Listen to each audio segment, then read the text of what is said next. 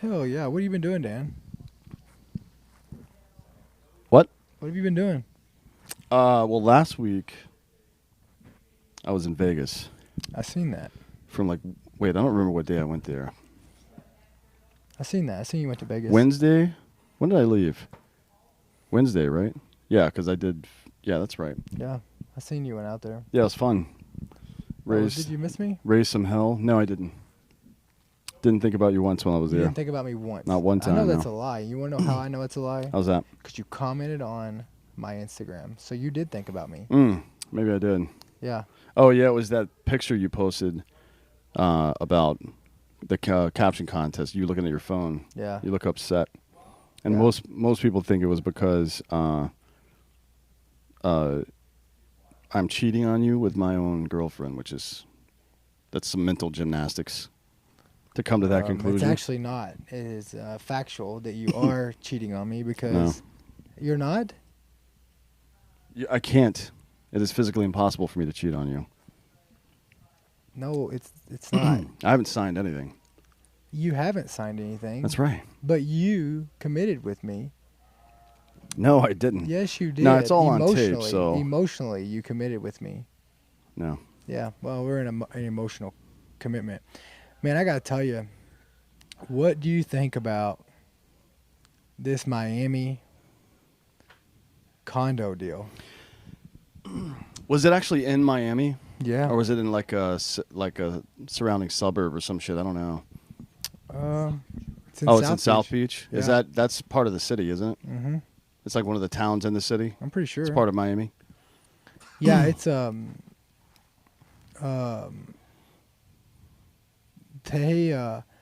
it's kind of crazy. So there's a couple stories that's kind of crazy about this. So there was accelerated concrete damage in the condo tower's pool equipment room just 36 hours before it collapsed. Residents were hit with a $15 million repair bill in April. Wow. And we're told deterioration had gotten much worse. So there's this other story that's kind of crazy, man, is the grandchildren so their grandparents lived in this condos. It was in Surfside, not in South Beach or Miami. So back to my story. Yeah, keep going. So they were receiving phone calls from the landline inside. Oh God. That 15 calls for over a day. That's crazy. I mean, because there's pockets in that. There's got to be pockets. For sure, there's going to be. I mean, was there a fire or any kind of accelerant at all, or was it just collapsed? No, so it just collapsed, but it did catch on fire afterwards. So I'm sure that the smoke definitely killed. The smoke would definitely kill any survivors, but at the time when it first collapsed, there would certainly be gaps in the collapse there. That's unfortunate. It's pretty crazy. Well, Biden says he's going down there. I mean, that he'll fix it. I guess the border didn't warrant his attention, but a condo collapsing does. I'm actually meeting with the mayor of Miami tonight. Oh, that's awesome. What are y'all going to talk about? Well, he says that he has effectively ended veteran homelessness in his city. Oh, really? And there's quite a bit of it in Florida. So if he's been able to do it, we're meeting with a bunch of people tonight. Did he end it or he just relocate them? No, I don't know about that question. I'm also going to ask him about that 4'10" special forces guy that died under his. I mean, he died before. I think his name Suarez was mayor, but you remember that story about the 4'10" special forces guy that became homeless in Miami? Then the Dade County cop became friends with him, and now he's writing a book. We did it on Drinking Bros. I don't know if you ever saw that or not. No, I never seen it. Yeah, it's a really interesting story. Yeah, but this is a really wild story, and it it's going to bring a lot of this contractor nonsense under renewed scrutiny. It always does. So if you're the owner of this condo, well, I mean, if they have documentation saying you got a bill to conduct reconstruction in April 3 months ago or whatever the fuck, whenever it was, and you didn't even. I mean, look, you have to have a reasonable amount of time to conduct stuff like that, and to be honest, with nationwide labor and lumber and concrete and pipe shortages and things like that. Maybe it wasn't possible to get people or to get the building fixed, but you got to get people out of there if that's the case, right? He or she or the company that owns it or whomever is liable either way. Either They're way, fucked. yeah. I mean, like they're fucked. Man, we got a really badass show today. Currently, the death toll's at 11, and But there's 150. 150 missing. are still missing. But that, I mean, I'm assuming that every single one of them is dead. At what point do you go and say, hey, they go from missing to they're dead? I mean, typically they're going to go try to find all the bodies, I would imagine. So you think that they wait? Well, I wonder how long in the Trade Center they waited until they declared them. I remember they set up a fucking a call center where you could call in and register that you think your family member was in that area, and they would look for them. Like, and if they found bodies, they ran their DNA or ID or fingerprints by them. They still do that. They keep whatever bodies they have left, and then they. Yeah, I mean, I'm sure there's still people that are technically missing, right? Really? You would think so, yeah. So the people you just never have a funeral for them? Well, I mean, how different is that from anyone else that goes missing? Technically, 7 years. Oh, is it 7 years? Yeah, 7 years you can be declared dead if you haven't been seen or heard from. So, for legal purposes, anyways, like estate planning and all that. So if bullshit. I went missing for 7 years, you could declare me dead, and you could collect. Well, all my I life couldn't insurance? because I don't have any claim to your estate. But What anybody if I that put you on it, yes, and then you could declare me dead, collect my life insurance. yeah, I would have to file with the what do you call it, the coroner's office and then verify somehow that you've been missing for that long. Yeah. And then they would write a death certificate, and the cause of death would be unknown. What if I came back? I don't know if it's ever happened before, but in movies and TV it has. But What if after 7 years, like I came back on year 8, and I was like, we should What come up, back man? every seventh year right before the end of the year. Be like, hey, I'm here, and then fucking fuck off again. but that, like that. It happened in Batman Begins, right? Wasn't he declared legally dead because he was gone too long or some shit? Something like that. Yeah. I don't remember. Cool. Yeah. What? Why would it be that one? He went missing when he went to become Batman, right? So today we're going to be talking about Batman. Batman and Robin. What we're actually talking about is the resegregation of America that's happening over the last 25 or so years. Yeah, it's like we're going backwards, man. Yeah, it's Like I think we're more segregated now than ever. well, yeah, well in the cities, right? Yeah. In the major cities, which are all run by the left, interestingly enough. Yeah. But we'll see. We're going to look into some of this data and see what's going on here. It would be great if we had headphones and I didn't have to hear that bullshit down there. So here's some intro data. In the 1870s, the United States implemented a series of laws enforcing racial segregation known as the Jim Crow laws. Now, I've said this before on the show, but this was in response to Reconstruction. Rutherford B. Hayes was running for president, and he was against the idea of having federal troops in the South enforcing Reconstruction. Right? He wanted. Well, I don't know if he personally did, but the the powers that be, the media. The Associated Press was involved in overturning that election. The Western Union, so media and money, wanted segregation to continue. Yeah. And they helped him cheat and steal an election. And the ironic part, I suppose, is that he was a Union military officer. Served in Congress from 1865 to 67 as a Republican. Left Congress, became the governor of Ohio. And he was the president from 1877 until 1881. One-term guy. Wasn't very popular. You got a call there? Yeah, that was a call. I'm going to turn it off. Sweet. They can figure it out. Yeah, but these laws were enacted by Democrats during Reconstruction period to interfere with political and economic gains being made by black communities. The Democrats in America were one very emotionally invested in slavery. And I mean, remember that the South Carolina and Georgia and etc. legislatures were primarily Democrat.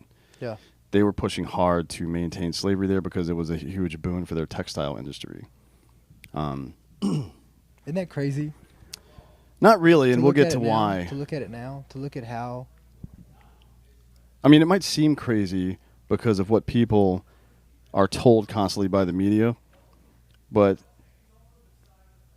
if you meet some hillbilly that's saying overtly racist shit, chances are they're probably aligned in some way with conservatism or the Republicans. But if you see true institutional level racism, it is almost always from the left. Almost always. And it comes in the form I mean, of it's just like Biden sitting up there and talking about how dumb, like how rich or black kids are just as smart as rich kids or something like that. Or some whatever the fuck he said. Like he's like acting like that black people can't figure out how to vote. Yeah, I can't vote, can't figure Yeah. out how to get ID, they can't Yeah. figure out how to get attorneys, they can't start businesses, yeah. And that's what it is, right? I mean, it's hey, you guys can't get it together, so we're going to give you money to do that, but never actually provide you any upward mobility because Yeah. we need you there. Yeah, we're gonna do it for as you a voting bloc, We're gonna right? do it for you, Right. Because you can't do it yourself. Yeah. So Jim Crow laws were upheld in 1896 in the case of Plessy versus Ferguson, which is where the separate but equal legal doctrine comes from, and that was the Supreme Court, right? Plessy versus Ferguson. The Supreme Court laid out its separate but equal legal doctrine, meaning as long as equal time and money is spent on the institutions, call it education, right? If you have two elementary schools, one for black kids, one for white kids, as long as you spend the same amount of money on both, then it's technically legal. Oh, But what we know in hindsight is that separate but equal is never equal. yeah. That's complete nonsense. So during this time, from the 1870s through the Civil Rights Act, right, so almost 100 years, restaurants, public transportation, schools, the military, and other public facilities were racially segregated till, again, 1965, following the Civil Rights Act and the Voting Rights Act. So just short of 100 years, like a couple years short of 100. Yeah. Since 1965, America has made progress on integration until it peaked somewhere in the 1990s. We saw, after some of the police brutality shit started to come full circle and people started to recognize what was going on in LA and New York and Chicago and a couple other places and started to tone that shit down. More effective social programs started to work that weren't open-ended, that didn't intentionally keep people stuck in ghettos and blah, blah, blah. And then you saw this wave in the mid-'90s led by people like Joe Biden, Hillary Clinton, who referred to, black teenagers as super predators, that we have to get these people, quote-unquote, these people off the streets. Biden talking about racial jungles and writing the crime bill and so on and so forth. So on June 21st of this year, 2021, just a couple days ago, a study was published which took a look at segregation trends over the last 30 years, since that early 90s period where we had peaked, Yeah. for America at least, in promoting racial integration. It revealed a resurgence of division along racial lines that we haven't seen since, before the 1990s. According to the study conducted by Berkeley, by the way, this isn't a study by the Gateway Pundit or Daily Wire or some fucking conservative organization. This is by Cal Berkeley, which is the most left Yeah. of all the leftist Of all of nonsense that happens This is it. in America. It's Cal Berkeley is the one. The heart of it. Yeah. It's Haight Ashbury out there. It's Yeah. what it is. It's hippies.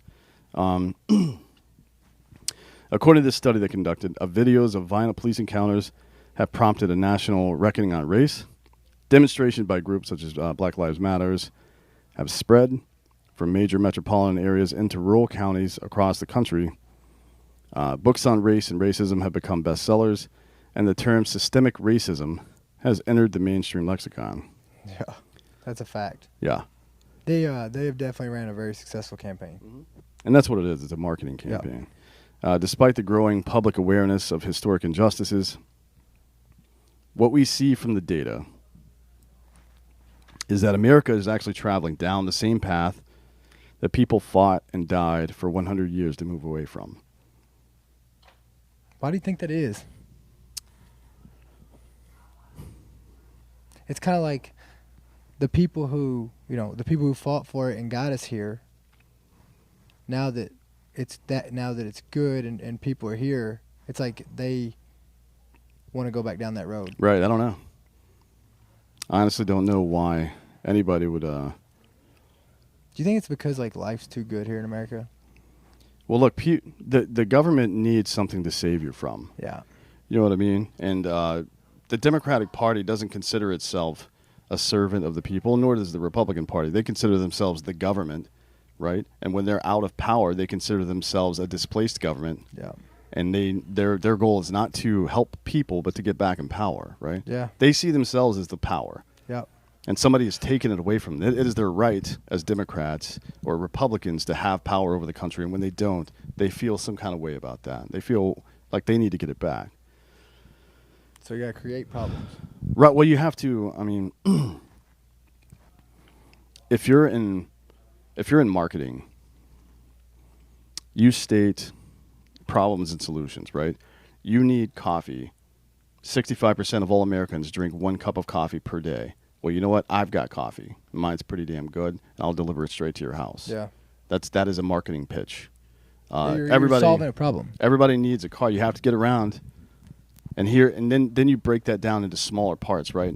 Not only do you need a car, but you need one that's fuel efficient. Well, our competitor isn't. We're more fuel efficient than our competitor. We also share these social values, which you also share, and now you're more likely to buy my product. So political parties are a product. Yeah. They're not a service to the people or anything like that. It's absolute nonsense. That's what it is, in case you were wondering. So let's take a look at the numbers on all this, because it is pretty fucked up.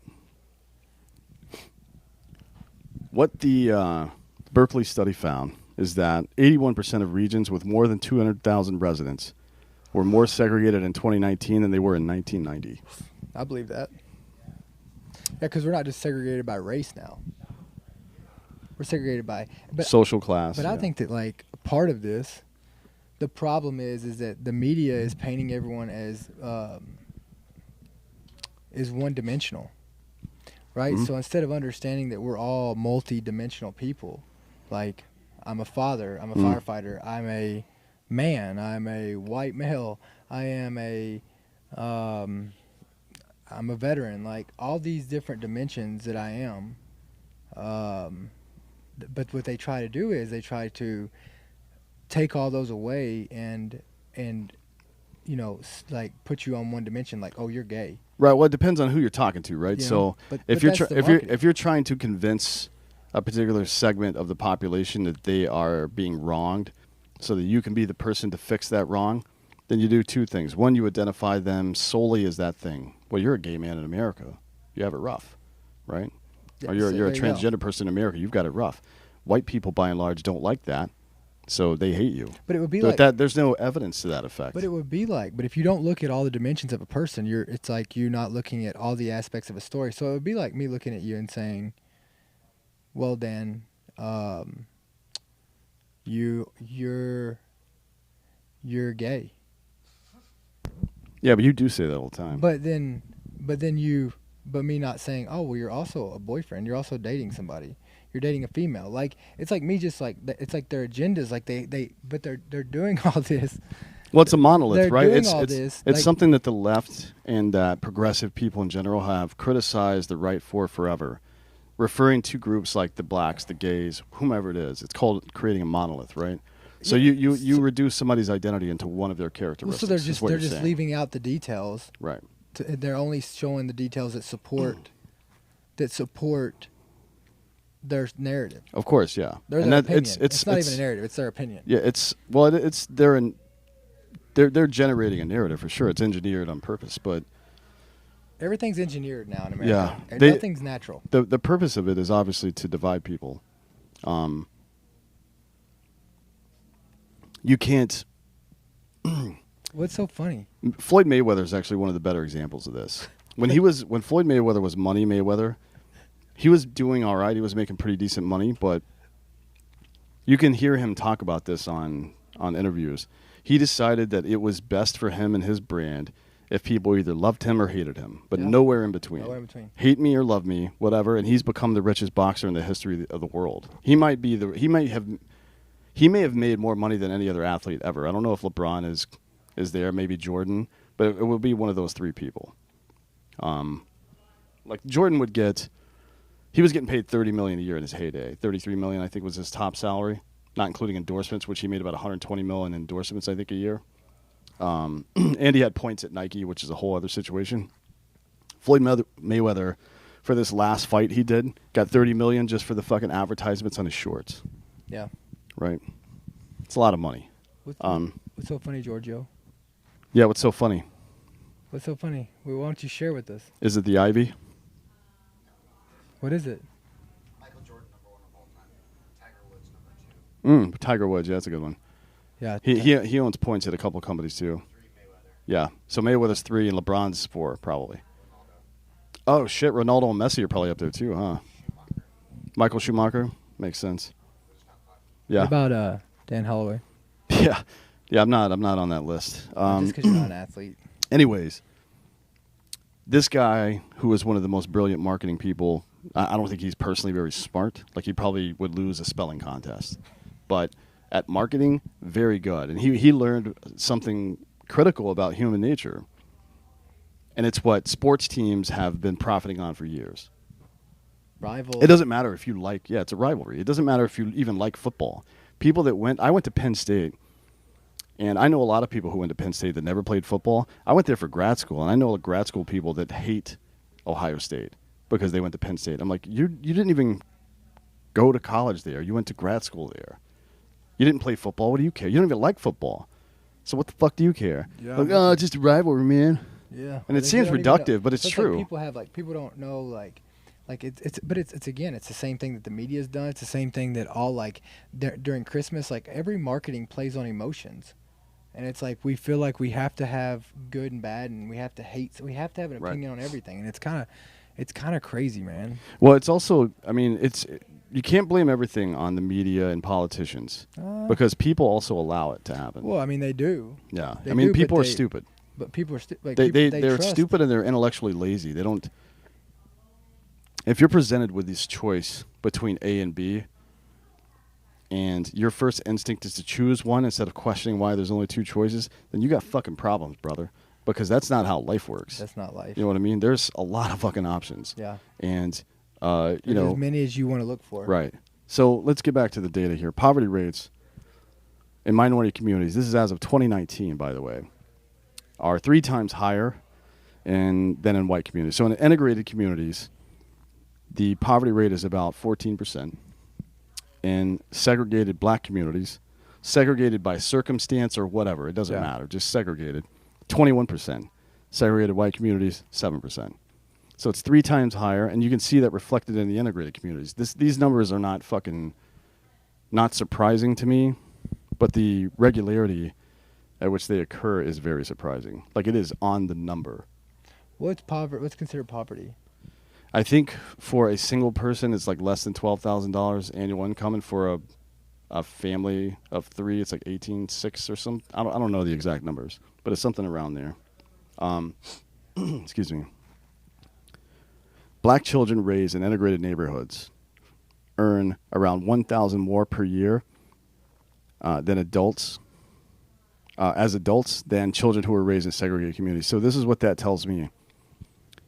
The segregation that's happening is not good. It's not just about the kids right now. It's about their future. It's about upward mobility. Yeah. It's about that extra $1,000 a year that becomes expendable income or allows them to start a business or whatever. It may not seem like a lot of money, but anything that keeps your head, if you've ever been drowning, you know that anything that keeps your head above water is fucking the most important thing in the world. I mean, it's $120,000 every 10 years. Yeah. Yeah. Well, no, it's 10,000 every 10 years. It's 1,000 more per year, not per month. Yeah. 1,000 more per year. Yeah. So Now we're talking about generational poverty, and I've talked about this on this show in Drinking Bros before.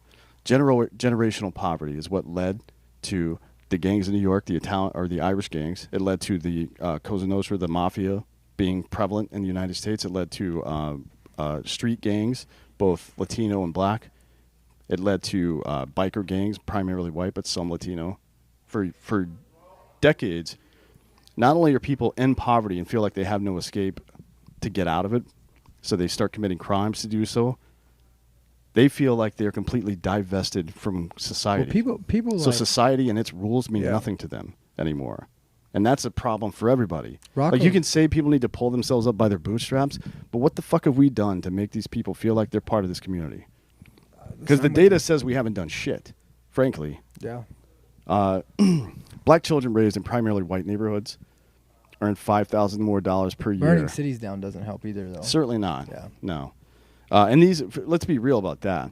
It's from what we can tell from the evidence, it doesn't appear to be impoverished black people that are burning down cities. No, it doesn't. It seems to be a bunch of fucking college-educated young Skinny black wearing- kids and skinny white kids Skinny wearing white kids. with black shit Skinny on. jean wearing white Yeah. kids. Have you Rocco's in a biker gang, Latino biker gang? Yeah, that's a TV show. Oh, Yep. So I thought it was real. maybe it is. I don't know. Yeah. I don't know if any of this is real. Yeah. Black kids raised in primarily white neighborhoods earn $5,000 more per year. $5,000 more. That's a lot of fucking money. That's a lot of money. That is a lot of money. That's the difference between a $1,000 house and a $15 house. $1,000 mortgage and a $1,500 mortgage per year. That is a big difference in fucking housing, right? Just in that part. That's huge. Children raised in segregated black communities are half as likely to receive a bachelor's degree than children raised in segregated white communities. In integrated communities, 30% of kids typically get a bachelor's degree, 23% in segregated black, and 46% in segregated white. So even in a primarily white neighborhood, a black kid has a 46% chance of getting a bachelor's degree, which is way higher than the national average. Latino children earn $844 more per year as adults when raised in integrated communities. They earn $5,000 more per year when raised in primarily white communities.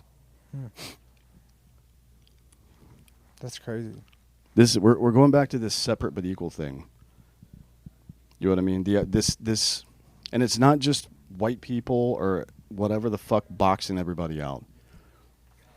It is No. about a human proclivity to stay around people that look and think like you. It's a mistake. It's always been a mistake. And, it comes with problems when you start integrating people. Different cultures and different values clash, and there are problems. But like, it's a natural thing to go be around people like you. Yeah, it certainly It's is. a natural thing for veterans to hang out with veterans, or men Right. to hang out with men, or women to hang out with women. But this is I mean, this is these our are- problem though. We've identified ourselves in the wrong way. Well, I mean, that's yeah. We're looking for the least common denominator. Well, we're all What- trying what- to out victim each other. What is the thing that we have in common the least? Like, how rare are you and I? Well, that's what, like, yeah, we want to be different. Like, we want to, hey, Instead of saying I'm a person that recording. cares about other people, that's who I am as a person. yeah, right? I mean, You can identify yourself it's- however the fuck you want. If you want to identify yourself as some minority racial or social class or gender or whatever the fuck it is, and that is the primary identity for your don't- personality, then you're going to have fucking problems, But man. don't you think that, like, that's the whole issue with people, right? Like, you choose to see good or bad in somebody. Like, I can look at somebody and, like, look at their success, and then they go, oh, well, but did you know he did this one time? Or did you know that they said this one time? Instead of being happy for someone else being successful, people are so fucking miserable now. Yeah. People have got to a point to where they're so low, they're so miserable that they can't find, it's so hard for them to say something nice about somebody else or to be genuinely happy Yeah. for someone else. So what they do is they sit back and they just talk shit about everybody, and they just find something negative about everybody, and they choose to focus on that. Like that is a choice, and I think Right. it's driven by, look at all these TV shows that everybody's watching. They're watching these reality, like, Yeah. people have gotten down to the point to where they're watching reality TV. Reality TV is huge right now. It's everywhere, right? they're watching this reality TV because they're such sick fucks that they want to watch how fucked up everybody else's life is, so they can feel better about their own. Yeah, it's a Like train it's wreck. became entertainment. It's like rubbernecking at a traffic accident. It is basically, yeah. like, but it's like that's what we're consumed by. Now Yeah. look at the news. Do you ever? When's the last time you turned on the news and you? Well, seen a Chris good Hansen story? tried to make this point to me a couple weeks ago. He was How'd like, that go? well, not well for him, but he tried to make the point that, yeah, they do over-report on bad shit that happens and on division and blah, blah, blah, but that stuff is extraordinary. It shouldn't be happening, and that's why it's newsworthy. Technically, that is the case, yes. But we're talking about distribution, weighted distribution at this point. If you're a news organization and you only report the things that are extraordinary, then you are failing at your job, right? Your job is to report not just the news; it's to report the reality of our fucking existence. It doesn't have to like I think what's going on is like yeah, there's problems in every state. There is tragedies going on in somewhere in the world every day, right? Mhm. But not every day in our world. So everything doesn't have to be a 911 call. Everything doesn't have to be like everything's on fire, right? Right, And yeah. when you turn on the news and you turn on the internet and you look at your feed, you're always finding something to where shit is hitting the fan. And I think it has just absolutely drained everyone, Mhm. exhausted everyone, that there is good somewhere. It's become a real psychological problem for America. Maybe It's for fucking maybe throwing for the everybody into West at depression. large, but I think for America especially. At But I least, think it's even more weighted on the West because our world is we have the freest country, so like I think that look, people in Afghanistan don't give a fuck about what's going on in China because guess what, they're just trying to live every day of their life, they're Yeah. trying to survive. Yeah. But you take that, we're consuming all this, and it's just like it's weighing on everyone. Like imagine if you were imagine you were a medic on an ambulance. Mhm. And you never got off the ambulance. You were just there 7 days a week. Yeah, I mean, there's a reason why things like dwell time exist. Dwell time, for those who haven't been in the military, is there's a certain amount of time you have to be back in the United States before you can deploy again Yeah. after deployment. Contractor law, I think in 2015 changed where you couldn't do these 9 to 15 month contractor Stints. deployments anymore. You could do 3 months. You had to come back for 3 months. You could go back for 3 months, 3 months, Yeah. off and on, basically. I don't know what it is now, but I know at the time that's what it was. We inundate ourselves with this. I mean, if you live in the rainforest, you think it rains all the time, right? But it's only there that happens. It's perspective, and we don't have any. I mean, who's going to tell you the truth? Well, the perspective Is the media? The media is trying to sell clicks, right? So if they Yeah. want you to tune in again tomorrow at 6, they have to tell you something compelling enough today at 6. And they have to leave. Everything has to leave on a cliffhanger, Yeah, right? And it's like it's fucking wearing people out. yeah. So more of this data: household income in primarily white communities is almost 2 times higher than segregated black communities. Integrated communities that are representative of the overall population. When they say integrated, they mean it's representative of the overall population. So black people represent about 13% of the population. I think Latinos somewhere around fucking 20, and then white people are about whatever the fuck else, like 68 or some shit. I don't remember. But when they say integrated, that's what they're talking about. So integrated communities, household income average 63,830. For segregated black communities, it's 54,278. For segregated white communities, meaning white people represent more of their standard deviation of the population, 100,956, almost double what That's crazy. segregated black communities do. Home values are nearly 2 times higher in primarily white communities compared to segregated black communities. Really? In integrated communities, it's 244,162, 262,297 in segregated black, which is interesting. Integrated communities, home values are worth less than segregated black community values, which probably means that there's a run on that market, and those places are getting gentrified, if I had to guess. Anyways, segregated white communities, primarily white or overrepresented white communities, 474,798. So nearly 2 times higher. Home ownership rates, and just for context on that, people's mortgages and the equity they create in their mortgage is the number one creation of wealth for private Americans that exists, period, right? People make most of their money, if you're, unless you start and own a business, You don't make your money by saving from your job. You make your money by buying a home, developing equity, and then selling it for more than what you paid for it. Yeah. And keeping the equity as well. So if you buy a $200,000 home, it appreciates to $450,000. stocks. You make the $200,000 that you paid into it plus the $450 that you got from the sale, right? So that's how you make money. It's a long-term investment. Home ownership rates are 77% higher in segregated white communities, 59% in integrated communities, and 46% segregated black communities. That means, again, this is another data marker where we see no potential for upward mobility. There, less than half of that population is able to make money in the way that most people make money. So how the fuck do we ever expect them to be able to be okay?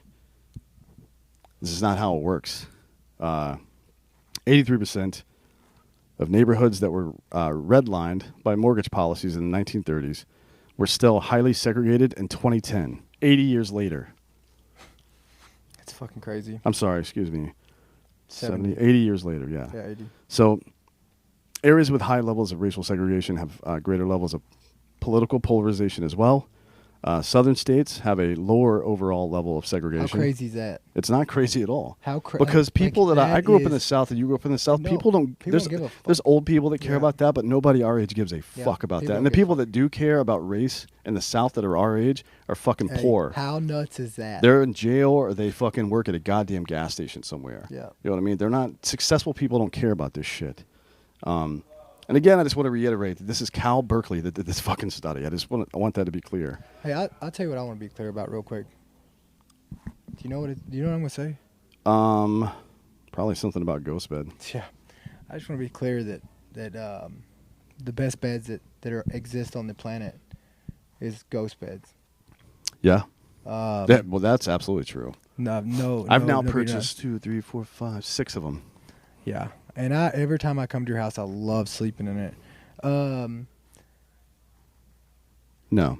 I'm gonna get like a mini. I need to get a ghost bed for my dogs, Yeah, Like they a should mini one? Yeah, so you or just can- get that. Get the 3D matrix and cut out the middle and then sew up the sides or something like that. Yeah, that'd be perfect.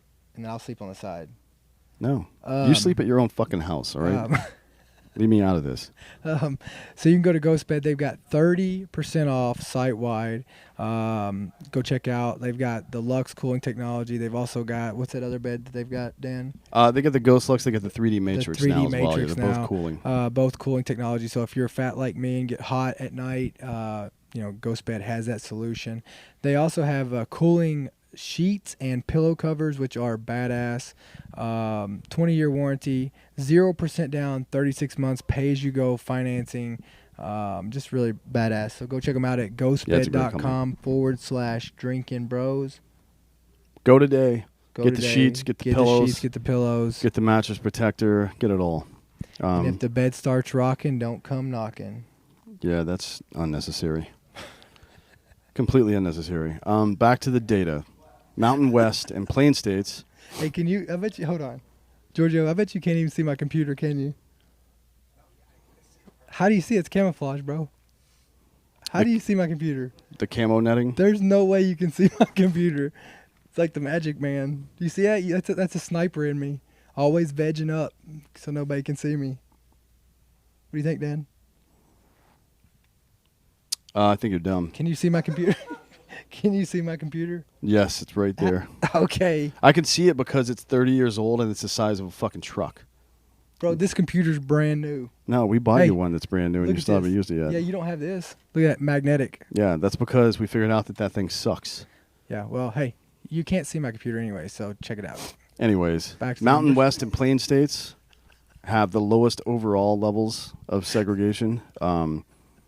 Southern states way lower than northern states, oddly enough. Out of the 113 largest cities examined, only Colorado Springs, Colorado, and Port St. Lucie, Florida, qualified as quote-unquote integrated under the rubric used in the study. So out of the 113 largest cities examined, those are cities or urban areas with 200,000 or more people in them.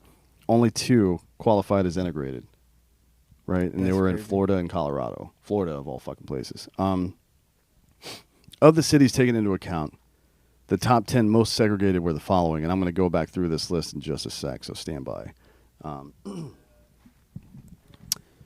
New York, Chicago, Milwaukee, Detroit, Miami, Los Angeles, Trenton, New Jersey, Cleveland, Philadelphia, and then 10 is tied between Beaumont and New Orleans. So How nuts is that?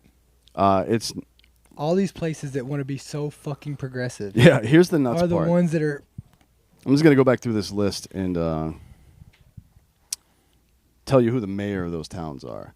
And typically, almost always, the mayor of a town, their political party is also represented in the city council. In all of these cases, for sure. But primarily, that is always the case. New York, we all know that. Democrat Bill de Blasio. Chicago, Democrat Lori Lightfoot. Milwaukee, Democrat Tom Barrett, who's been there since the early 2000s, by the way. Detroit, Democrat Mike Dugan. Miami, the lone Republican, Francis Suarez, who I'm meeting with later. I'll ask him about it. Los Angeles, Democrat Eric Garcetti. Trenton, New Jersey, Democrat Reed, some fucking Guscoria, I have no idea how you say his stupid name. Cleveland, Democrat Frank Jackson. Philadelphia, Democrat Jim Kenney. And then 10-11 again, divided between Beaumont, who was Republican Becky Ames, is soon to be replaced by a Democrat. But I don't know how long Ames has been there. That's Beaumont, Texas, by the way. And then tied with New Orleans, Democrat LaToya Cantrell. So of the top 11, I guess you could say, 9 of them are Democrats. 9. 9 out of 11 seems like statistical relevance to me. That's pretty fucking nuts. So these people who constantly accuse everybody else of being racist, of telling these stories about institutional racism, they're the ones in charge of all the fucking cities that face these problems. Literally all of them except for 2. This is nuts. It's not nuts, though, because it's always been like this. The Democrats started the KKK. They started fucking segregation in the first place. Of course it's not nuts. It is the deep-seated hatred that doesn't come through as vitriol. It doesn't come through as fuck you, you're black, or fuck you, you're white. It comes through like this. You're black, so you can't figure it out, and we got to do it for you. That is true institutional racism. When you box people out from upward mobility and keep them out of the fucking of the cookie jar where everybody else gets to go, right? And help themselves and help their families and determine their own will. Self-determinism, individuality, freedom of choice, liberty. All the things that this country is built upon, the left in this country has systemically for over 100 years. We're coming up on 150 years of this now. Block these people out from having access to the same shit everybody else does. And it's 2021, and this is still happening. And the numbers reflect it. This isn't being made up. This is Cal goddamn Berkeley, the most liberal university on earth, maybe. So where is the defense to this? I'd love to fucking hear it. I'd love to hear it, man. I've been reading all this crazy bullshit lately about people accusing like Rogan of being cozy with the alt-right, which is fucking nonsense. About, I mean, think about if we were listening to the George Carlin talk about stupid shit before the show. Imagine if he were alive today and had to align himself with the conservatives in this country. It would be mind-boggling. But as mind-boggling as that is, Russell Brand was on Instagram last week talking about how what the fuck has happened. 10 years ago, I never would have thought about agreeing with conservative people on most stuff, but now I find myself agreeing with almost everything that's happening over there, and the left is calling me out, but I haven't changed my opinion at all. My opinion has always been about this. Well, it's not that they changed. They just became more brazen and more public about their real intent, in my opinion, because we see this. There's 100 years of data here showing that what they do fails, right? So they're either completely incompetent or they're doing it on purpose. I think it's a mixture of the two. I think some of these people think they're doing the right thing. But if you're saying something like Biden has about black people not being able to figure out how to get attorneys and start businesses and vote and get ID, and you think that's real, that is way more racist than anything that I've ever heard a conservative person say. Absolute fucking nonsense. You think Biden would be okay in a spelling bee? I don't think he knows where he is right now, to be honest. That's another thing Rogan took some heat for. What was it? What's today? Tuesday? I think Friday last week. He was like, he thinks Biden's out to lunch. It's like, this guy's out of his mind. He doesn't know what's going on. Liza Minnelli? Eliza Schlesinger? Not Liza Minnelli, for sure. This isn't fucking Arrested Development. Yeah, Giorgio's really high. Anyways, so let's talk about school segregation a little bit. Since Brown v. Board of Education, among whom the plaintiffs were Medgar Evers, I'd love to hear if any progressive knows what that name is, or what that man did, or how his life ended, because I fucking doubt it. Because they don't care about the fucking details. No. They care about the fucking talking points. Anyways, a 1990 decision in Board of Education v. Oklahoma City, Board of Education of Oklahoma City v. Dowell, declared that once school districts made a, quote, good faith effort to desegregate, they could be released from court oversight. Now, we've seen some of this stuff in the Voting Rights Act be peeled back as well in Alabama and a couple other states, where federal election officials, the FEC, et cetera, had access to their voter rolls and routinely inspected what they were doing because they had a history of doing fucked up shit, right? And that got removed relatively recently, and the left lost its mind. Now it's happening in other places as well with regard to education. So we're still talking in the 90s. Yes. That the government's having to step in, oversee our tax dollars, the like public school systems, to make Right. sure they desegregate. Right. So that's 1990. In 2012, a study found that half of the districts ever under court-ordered desegregation had been released from court oversight. Following the court dismissal, segregation in these schools rose slowly over the next 10 to 12 years. In recent years, segregation in colleges has been reframed as a progressive cause, leading to further increases in segregation. Crazy. The National Association of Scholars studied 173 private and public schools, pulling from all 50 states, and found that racial segregation in education is, again, on the rise, just like it is everywhere else in society. Stanford was one of the first universities to offer separate graduation ceremony for black students more than 40 years ago. And this is a progressive thing, meant to give them a quote-unquote safe space, right? It's like putting somebody in a fucking sanitized room for their entire life, and then expecting them at some point to be able to come out of that okay, right? To re-enter the world in a non-segregated or non-sterile environment and be okay. That is not how that fucking works. I just think like this is just, yeah. I mean, it's like the Democrats just ignore all the fucking it's like they just ignore all the numbers. Yeah. Like it's like I mean these are the facts. Like they want to go Yeah. off statistics. They want to go off of data. Well, USC began holding segregated this is a private school, began holding segregated graduations in 1999. Syracuse University held its first black-only graduation ceremony in 2004. Some colleges are now also offering separate graduation ceremonies for LGBT and illegal immigrants. But they want to be part of everything. Yeah. But they want to have like, yeah. Well, what we're teaching kids is that one group or another is intrinsically good or bad, which is not true. Which is like gangs. Essentially, yes. I mean, you're playing in group versus out group, which is it's what intersectionality is all about. If you want to learn more about that, go read the book The Madness of Crowds by Douglas Murray. It's one of the best books I've ever read. What if I want to be part of the LGBT and the illegal immigrants? Like it's like, you know what I mean? This seems like a lot of work. I didn't go to any of I've got 4 degrees. I've never been to a single graduation. Yeah. Because I already did all that. I don't need the fucking Yeah, accolades. Get the fuck out of here. Anyways. Hey, dude, you're my hero. Thanks. The National Association of Scholars found also that 43% of schools had racially segregated housing for students. 43% of the public and private schools in this country have segregated fucking housing facilities. New York University recently approved its first racially segregated resident floor, which will go into effect in the fall of 2021 this year. So there will be a floor at NYU where only black people can go. What do they think is going to happen here? Like, does building a floor at NYU for just black people somehow make them wealthier? Does it give them more access to mortgages, which is how most people create wealth? No, of course not. It's fucking stupid. Jesus Christ. I mean, think about it this way. If you segregate it like that and you're a minority group, then you're only selling your product to 13% of the fucking population. You think you're going to get rich that way? Like, if your entire Total addressable market, your TAM, is 13% of the population. And then it's only men, so 49% of that, right? 49% of that 13%. So what? 6.4%, 6.3% of the entire population. And then you get 1% of that.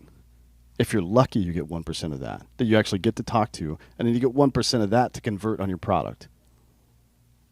You're not getting rich that way. No. You know what I mean? It's fucking stupid. That's not how business works. But after you break it down, you'll get rich trying to fix it. Well, the government will get rich. That's People what I'm in saying. government, sure, That's what yeah.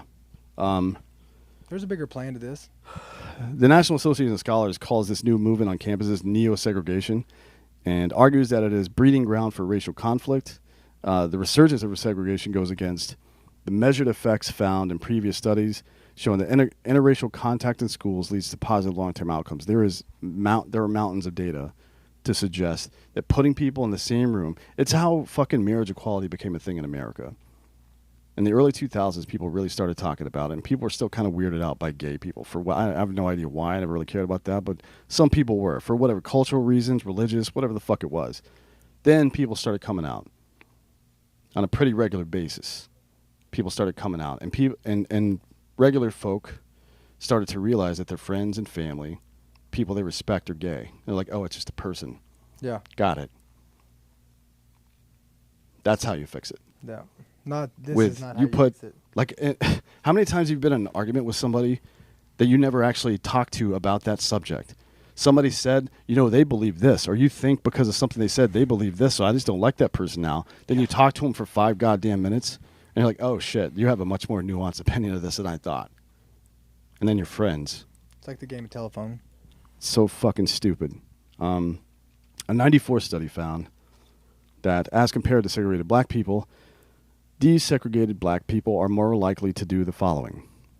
Set higher occupational aspirations, meaning they feel like they're invested in the community and they have an opportunity for upward mobility. Attend desegregated colleges, have desegregated social and professional networks as adults, gain desegregated employment, work in white-collar and professional jobs in the private sector. So the highest-paying jobs in the country disproportionately go to black people who are integrated into society and not segregated. This is a data point. Yeah. This shows that this ideology of fucking splitting people into smaller groups doesn't work.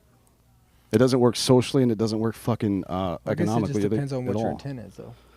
Why, we know what the intent of media and government is. That's to divide and conquer, right? Oh, and that's what they're doing. And to sell ad space. It's also been found that students who attend integrated schools are more likely to live in diverse neighborhoods, and we've established already that those diverse neighborhoods have higher median income, the houses are worth more, and that's where you make your fucking money. We got shit falling over here. That's where you make your money, and those places have less crime. They're more secure. Yeah. Right? They have more access to pretty much everything you need to live your life as a human being. Integrated schools also reduce the maintenance of stereotypes and prevent formation of prejudices in both majority and minority students. You probably did hear a lot of ignorant shit growing up from people that had never met a gay person, never met an Arab person or a Muslim or a black person. I mean, there's like small towns like where I come from, like they have racism. Yeah, for sure. But it's very rarely people who have actual experience. Yeah. I mean, I know you with can't those see me groups. right now, so I'm going to move us back. But I mean, I'm here. I'm still here. But no, I mean, like, I'll tell you, like, I can give you an example. When I was in high school, there was honestly we had like 4 or 5 black people in my high school. Mm-hmm. And one of the black kids got into, but hold on, the white kids were like, they all had their own, like you had you call them rednecks, FFA, whatever it was, right? What does The FFA ag mean? Kids, like Future Farmers of America. It's like an organization. So you had like the 4-H like horse it's kinda riding like a people 4-H and shit. deal, yeah. So like you had those, like you had like we called them the rednecks. You had like I mean, but like there was like one of the guys in like the ag style of it got into a fight with one of the black guys. And like, dude, like this is no shit. Like when like the cops had to like he beat the guy up. The black guy beat up the white kid, right? Right. like when they left school that day, they had to have the cops come to escort this kid home Right. because the school was surrounded by all these ag kids Yeah. who were outside waiting for this kid to go home. And it's like that's what and this segregation does. was in It 2006. Yeah, this is what segregation does. It happened. It's what's happening in politics right now. Is what's always happened in politics. You create two sides. Each side calls the other one evil, and Yep. then everybody feels like they have to choose a side, and then they have to fight the other side. That is not how life is. And This it's is not how crazy. life works. And it's crazy. You know what I mean? Like I remember that. And We did it in our own country. We fought a civil war Yeah. where millions of people fucking died Yeah. for nothing, Yeah. right? To preserve federal authority over the states is what people say. No, it was because the Democrats in the South wanted to keep using slave labor, and the Republicans and whomever else in the North felt like they were becoming too powerful in the South and too rich. It wasn't morality that caused the North to fight that war and end slavery. It's because the South was growing too powerful, and it was becoming the center of power in the United States. So you can say it wasn't about slavery, and technically that is true. It is about power. It's always about power. Always about power. And however it happened, brother fought against brother. People that were fucking a couple of dozen miles away fought against each other over the power of greedy men in Washington. Fuck that shit. Yeah, but don't you like? But I go back to It's what we always do. this race thing. People aren't born racist. No, of course not. Well, that's a nuanced conversation. People are, But it's not. You are born as a pattern-seeking creature, and things that look unlike you Yeah, but seem threatening to you. my But if kids- the earlier you are exposed to things that look unlike you and see that they're not a threat, that goes away. That is like, true. My kids don't like. My kids aren't. My kids don't know. Like my kids don't know the word. Like they don't know the feeling of hate. Right. They don't know the feeling of. Well, hate is hating just another fear, right? individual. Hate's just fear. If I mean, you're it's anger. like if you're ignorant, if you're a dog and you see a cat for the first time, you see its claws and teeth, you're like, oh fuck, that thing might fuck. Even though it's Yeah, but smaller than you, like that's fear. But like hate. Exactly. Hate is a feeling that you have to have anger towards a person or something. that's where anger comes from. That fear. Anger comes from that fear turns into what you feel is a righteous indignation, right? You feel like you're righteous in battling against that person because they are an existential threat to you. That is all in your head. It's made up, right? Yeah, I mean, I think hate is a choice, and I think hate is like you. It's kind of like in the military. Like when you go in, they teach you to hate everything. Well, especially Like they teach you. it's hate. funny. It's funny how people think that that soldiers and Marines particularly are brainwashed and taught to follow orders when everything you learn from the very first moment is to question everything you're hearing. Yeah. Like you hate your fucking drill. So you're not. These aren't your heroes. You know what I mean? These No, you aren't hate people it. that you're No, taught you're to fucking pissed off lead. all the No, time. you fucking hate these people. And the point is, But that's my point. Is you're not scared of your drill instructor. You right? hate Yeah. them. The point is to. Well, I mean, it is fear because they have control over you, right? But the point is, it's major pain. They might hate me, but they will respect me, Yeah. right? And I think that's what. And the it's media- also it teaches you to jettison the need for anything outside of your group. But don't you right. think that that's what the world is trying to do through content, social media, the media? They're putting us through boot camp right now. Mhm. Well, I think life does that, right? But it's the media, and But I'm saying they are the They're- drill they're- instructor. Like they're like they're the- trying to profit from it, right? Yeah. That's the Fucked. other part. Like I think there's a lot of cunt drill sergeants, to be real about that. But the purpose of all that is to teach you to not have to rely on anybody except for the men and women next to you. You know what I mean? Same thing in the life. Yeah, of course it is. That's the way it's got to be in life. Nobody's coming to save you. Ever. I'll come to save you. Well, you just ignore that one call, but whatever. Nobody's coming to save you in life. Nobody's coming to save you and your family. You got to do it for your fucking self. Yep. But don't let that teach you that you shouldn't be there for other people. Yep. Just because nobody's coming to save you doesn't mean you can't go save somebody. Right.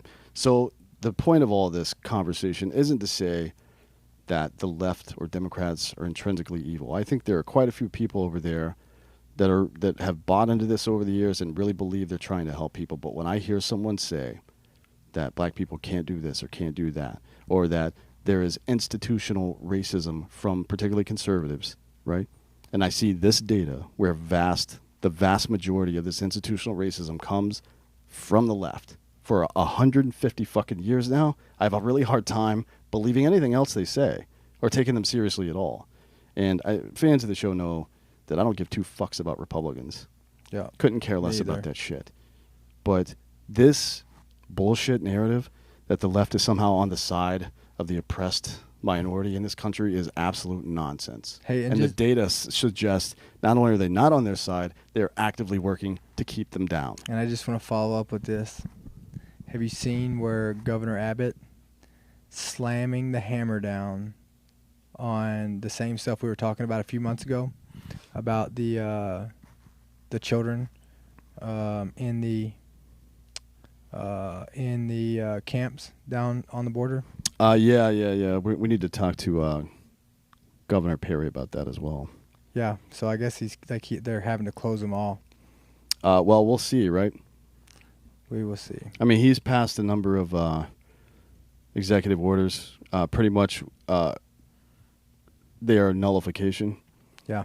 And nullification is when a state tells the federal government to go fuck itself, basically. Yep. And that is what the 9th and 10th Amendment of the Constitution, out of the first 10 rights laid out in the Bill of Rights, the right to protect yourself, to say what you want, to not have your home used as a military compound, to not be searched and have your things taken without due process, et cetera, et cetera. 2 of those 10, 20% of them are to tell the federal government to go fuck itself. Yeah.